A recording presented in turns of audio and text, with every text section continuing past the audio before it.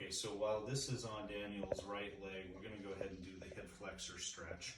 And then we're gonna move the strap to the left side and he'll do the opposite side, hamstring and hip flexor stretch.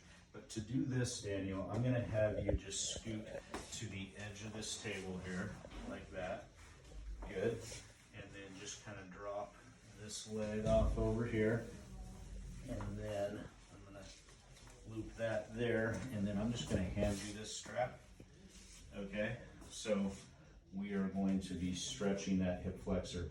Now, Daniel's pretty athletic. A lot of our clientele is really not gonna be even able to tolerate this. So some alternatives we have is just to have them, lay down and just drop the leg off over the side like that. We could even put an ankle weight on to get a little bit more stretch, but really just the weight of the lower extremity itself may be good enough to start with, okay? And again, this is the hip flexor stretch. You know what I may do is eventually we'll probably add another option to this hip flexor stretch. We're doing it more prone, but for right now, let's just stick with this protocol. Now, we have to be careful here. People that are sensitive to extension forces, sometimes their back can get a little irritated. That's why we want to make sure that this knee is flexed, I might even want to tilt this part of the table up a little bit to add to that flexion. Danny, we haven't introduced this yet, but tightening your stomach muscles, kind of flattening your back down to the table there.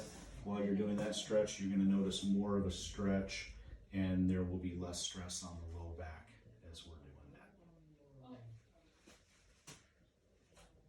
that. And again, this one is higher level. Some patients may not be able to tolerate it, especially with the strap. So we're going to get you back up here now. And this is kind of a good time to introduce another concept, and that is not all patients are going to be able to tolerate even the most basic of this class.